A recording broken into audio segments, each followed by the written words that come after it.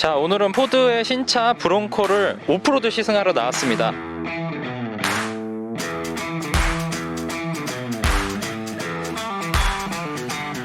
25년 만에 부활을 한 브론코인데요. 제가 또 현재 지프 랭글러를 운영을 하고 있어서 아무래도 랭글러랑 아주 정확하게 비교가 되는 차입니다. 그래서 오늘은 랭글러랑의 디자인이나 실내외 사양 차이, 그리고 또 오프로드 코스에서의 능력은 어느 정도인지 잠깐 체험을 해보도록 하고요. 우선은 디자인을 간단하게 설명을 좀 드리겠습니다. 1세대부터 전해오는 아이덴티티가 그대로 적용이 됐습니다. 헤드램프 원형, 그리고 조금 이따 보여드리겠지만 테일램프 쪽은 또 사각형 모양으로 세로형 길게 되어 있는 게 1세대부터 그대로 전해지고 있고요. 브론코 레터링 같은 게 이렇게 앞쪽에 크게 박혀있는 점, 그리고 굉장히 좀 네모나게 깍두기처럼 되어 있다는 게 특징일 것 같아요. 차체 사이즈는 랭글러보다 조금 작습니다. 사실 랭글러는 앞뒤 범퍼가 오리의 주둥이처럼 나와 있죠. 그래서 그걸 제외하면 실제로 차체 크기는 브론코 쪽이 좀 더 크다고 보셔도 됩니다. 랭글러랑 길이가 비슷해요. 조금 더 짧지만. 그리고 휠베이스도 거의 3m 정도 됩니다. 랭글러랑 거의 비슷한 차체 크기를 가졌다 보시면 되고, 현재 보시는 트림은 아우터뱅크스라고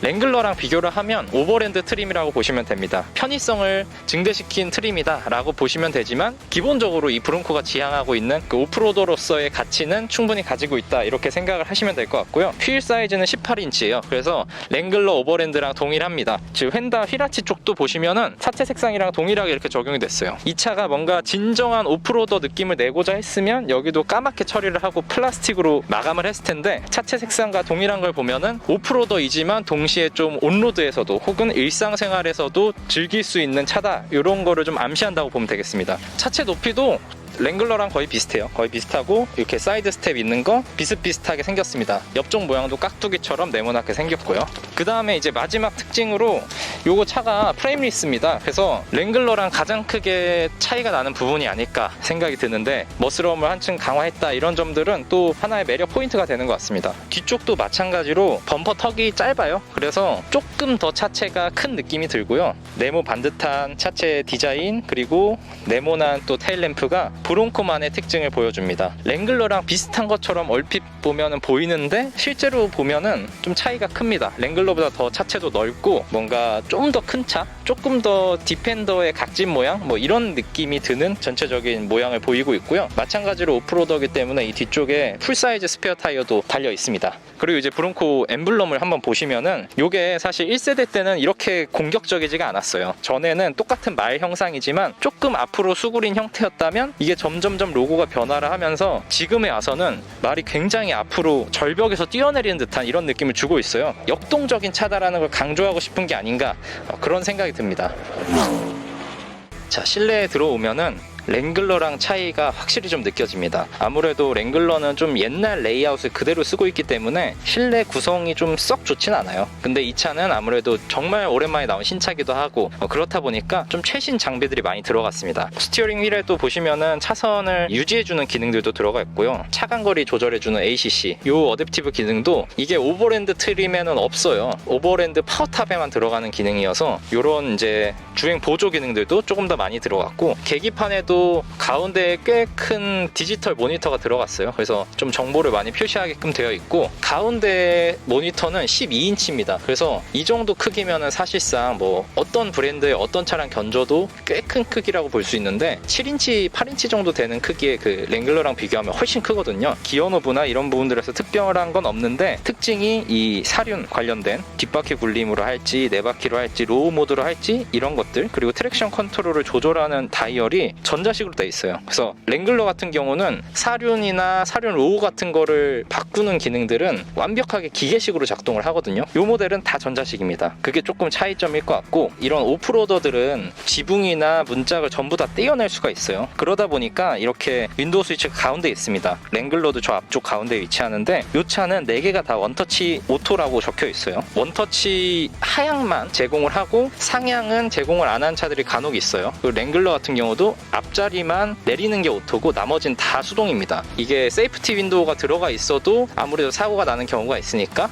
여러 가지 면에서 오프로드나 그런 어린이 안전사고 때문에 풀오토를 안 쓴다 이런 주장을 하는 분들이 계신데 절대 아닙니다. 그거는 굉장히 옛날 이야기고요. 이 오토 기능은 고급 차에는 다 있는 기능이에요. 그러니까 오토 기능이 없으면 그냥 옵션을 뺐다라고 생각하셔도 좋습니다. 그래서 브론코는 전부 다 풀오토로 되어 있고요. 실내에 굉장히 투박하고 좀 옛날스러운 느낌들이 많이 드는, 특히 이런 공조기 쪽, 기어레버 쪽 이쪽은 그런데 또 반대로 모니터나 이런 부분들을 보면은 상당히 현대적으로 진화를 했다는 걸 볼 수 있습니다. 그리고 이제 이렇게 전자식으로 여기도 디퍼런셜을 잠글 수 있는 기능들도 있고요. 실내만 놓고 보면은 사실 랭글러보다는 한 수 위인 것 같아요. 랭글러는 수동식인데 앞좌석의 이 양쪽 좌석이 다 전동식으로 이 시트가 조절됩니다. 그러니까 이 부분도 차이가 있죠.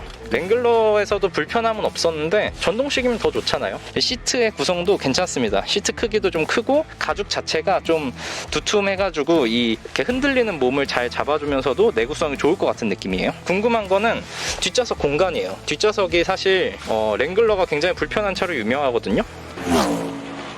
뒷좌석 공간의 크기 자체는 랭글러나 비슷합니다. 지금 이 앞좌석보다 조금 더 앞으로 당겨야 제 포지션이 나오는데 주먹 2개 정도가 들어가니까 그냥 랭글러나 그렇게 큰 차이는 없다라고 보시면 되고, 큰 차이가 나는 부분은 시트입니다. 이게 시트가 허벅지 아래쪽을 받치는 곳이 좀 높아요. 폴딩할 때 아마 이 차도 이 시트가 아래쪽으로 접힐 거예요 아마. 근데 이런 차들의 특징이 이 방석 길이가 굉장히 짧습니다. 오프로더들 대부분이. 근데 방석 길이가 짧음에도 이 허벅지가 높이까지 솟아있기 때문에 아래가 붕 떠서 좀 불편하다 이런 느낌은 안 드는 것 같아요.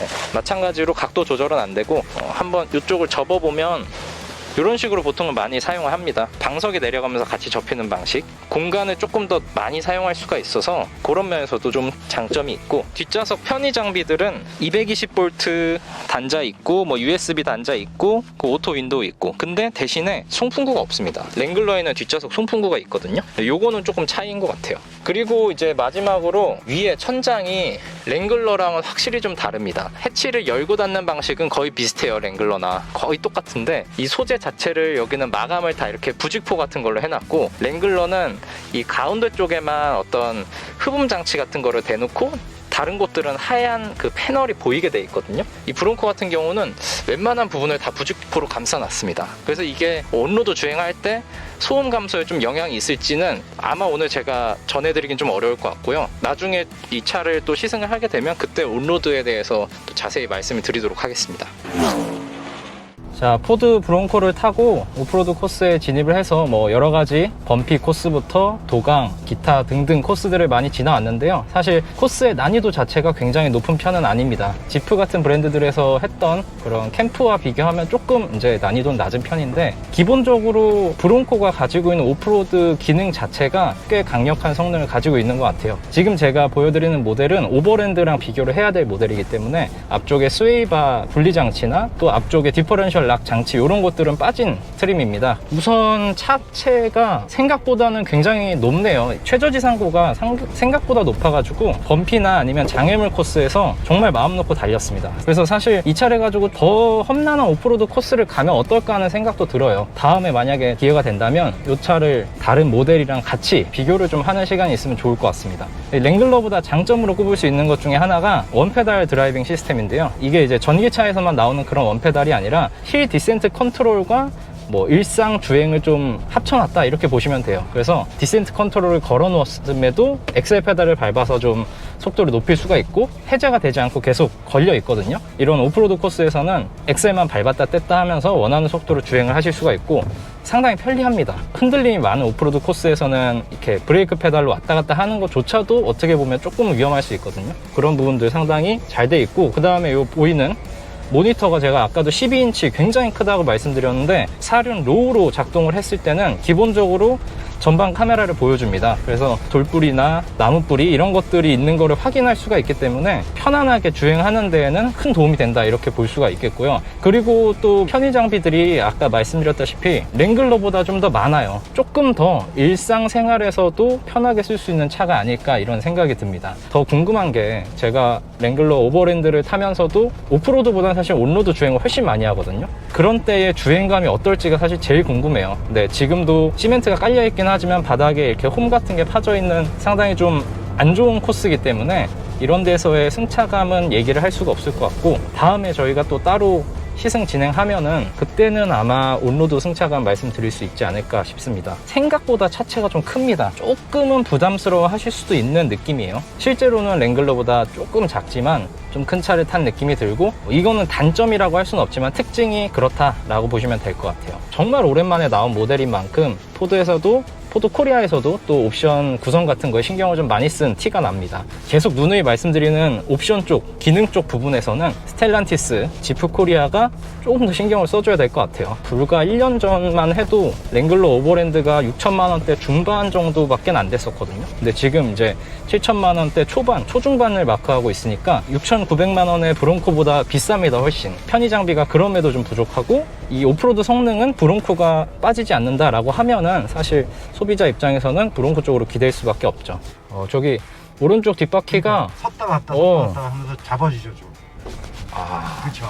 이렇게 뒷바퀴를 잡아주면서 미끄러지듯이. 원래는 이게 못 도는 각이거든요. 트레일 회전 시스템은 뒷바퀴 한쪽을 잠궈서 격한 회전 구간을 통과하는 건데, 이게 정말 유용합니다. 특히 오프로드 코스에서는 갑작스럽게 급회전 구간을 만났을 때 어떻게 할 방법이 없거든요. 사실 후진했다가 다시 앞으로 오는 것도 쉽지 않고 위험하기 때문에 이런 기능들 사용해서 마치 회전 반경이 작은 차처럼 만들어주는 이런 기능들은 굉장히 유용한 것 같아요. 트레일 회전 시스템이나 원페달 기능 같은 거, 이런 것들은 확실히 브론코가 갖고 있는 강점이 아닌가 그런 생각이 듭니다.